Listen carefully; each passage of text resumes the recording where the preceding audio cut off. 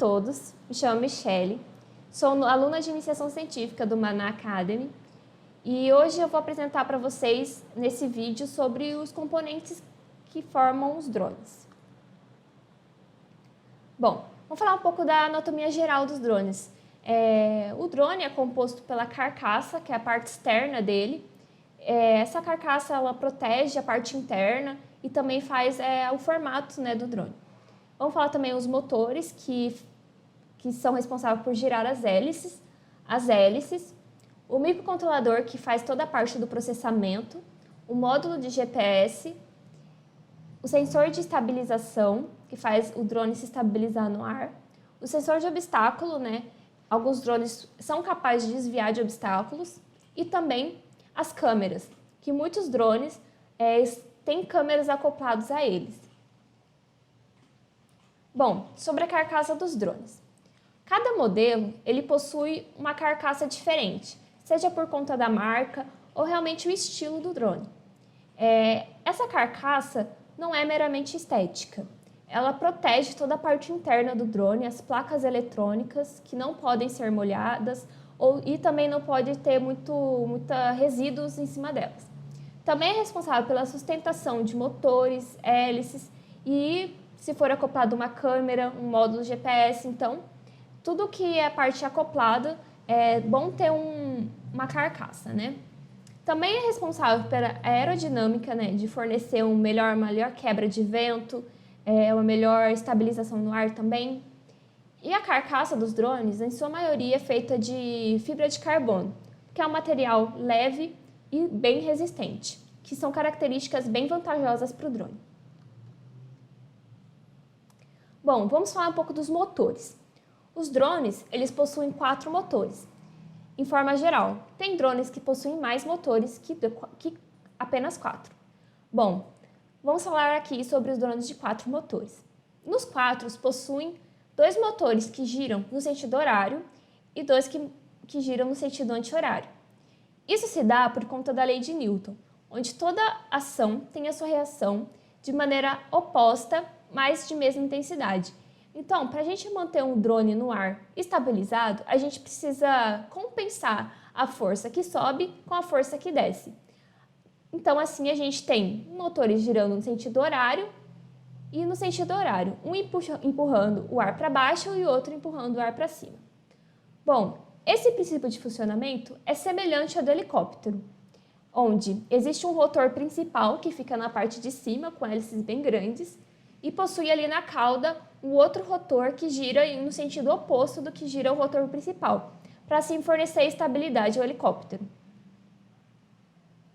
Bom, sobre as hélices. Assim como nos motores, né, a gente precisa de 2 motores diferentes que giram no sentido horário e no sentido anti-horário, para cada sentido de rotação existe uma hélice diferente. Então a gente tem 2 tipos de hélices diferentes aqui nos drones.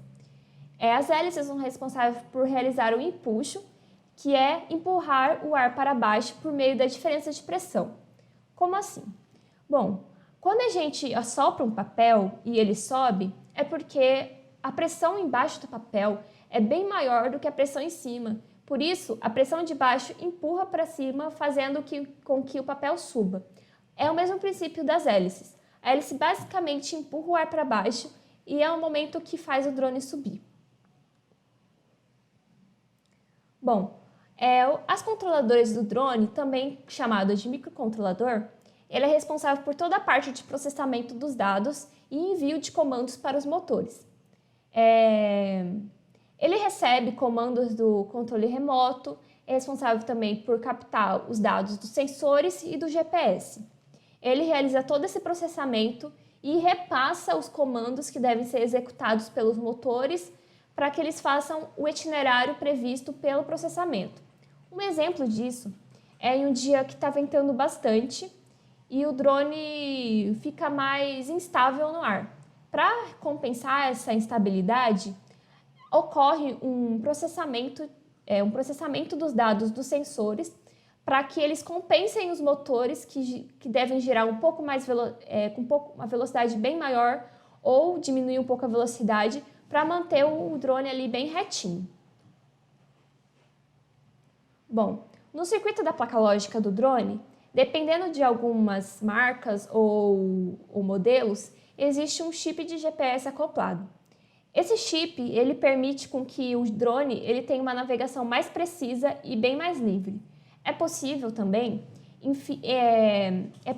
enviar um itinerário pronto para o drone de um trajeto que precisa fazer pelo GPS e o drone ele vai de maneira autônoma, ou seja, sozinho, realizar todo aquele trajeto. O módulo GPS é muito importante nos drones e muitas vezes pode ser até obrigatório para drones que possuem assim, um trajeto bem mais longo, porque no meio do trajeto pode acontecer alguns imprevistos, como acabar um pouco da bateria ou ele não conseguir pousar, então ele já tem ali o trajeto onde ele possa retornar para a base, ou se o ponto final dele já estiver próximo, ele siga a viagem e pare ali no local. Então, isso evita acidentes e também é possível, apenas com um botão ali no controle remoto, você fazer com que o drone ele volte à base. Bom, agora sobre os sensores de estabilização. Esse sensor é responsável por estabilizar o drone no ar. A gente tem dois tipos aqui, o giroscópio e o acelerômetro. O giroscópio, ele tem a função de estabilizar o drone no ar e seu funcionamento segue o princípio da força inercial de Coriolis, onde a força é gerada quando o objeto gira. Então, quando o objeto faz essa rotação, ele cria uma força de vibração ortogonal ao objeto, né? Então, com essa inclinação, ele consegue calcular ali a resistência, ele altera a resistência por meio da inclinação, e essa resistência dá pra gente a inclinação que ele se encontra. E a partir dessa informação, vai haver um processamento dentro do microcontrolador, onde vai compensar os motores, aumentando ou diminuindo a velocidade para manter o drone retinho. Bom, diferentemente, o acelerômetro é um sensor para detectar a aceleração. E a partir dele, a gente também consegue determinar a inclinação do nosso objeto, que no nosso caso é o drone, a partir do seu centro de massa. Então, a partir desse movimento, né, dessa inclinação, a gente também consegue compensar os motores, aumentando ou diminuindo a velocidade, para assim manter o drone bem estável. Bom, alguns drones possuem também a função de desviar de obstáculos. Ele faz isso por meio do sensor de obstáculos, que é responsável, né, por calcular a distância que o drone está de um objeto e, a partir dessa distância, fazer um processamento para que o drone desvie do obstáculo. É feito por meio do Teorema de Pitágoras, que calcula, né, a distância entre um ponto e outro. E o sensor, ele funciona como nossos olhos. Ele tem dois sensores, um na parte frontal e outro na parte de trás, e eles atuam em conjunto, onde eles pegam os pontos iguais entre os dois e ali eles calculam a distância entre eles e o objeto à frente, podendo então a gente fazer todo um processamento para realizar o desvio do objeto. Bom, alguns drones também possuem câmeras acopladas. Inclusive, algumas câmeras são de altíssima qualidade, suportando até 4K. O nicho de mercado que utiliza câmeras nos drones geralmente é de captação de vídeo e imagem ou até mesmo de monitoramento de plantio na agricultura. Antes, para você realizar uma foto de cima, né, uma foto aérea, você dependia de alugar um helicóptero, que é algo muito caro e inviável para muita gente. Então, depois com o drone, esse tipo de imagem ficou um pouco mais acessível, né, para algumas pessoas. Então, essas câmeras, para não ficar uma foto borrada, tremida, ela é acoplada a um gimbal, que ele possui dentro dele um motor e um giroscópio, que a gente já viu que é um sensor de estabilização. Para que esse motor e esse gimbal, ele serve para que a câmera, né, e os vídeos eles fiquem mais estáveis na hora da filmagem ou da fotografia.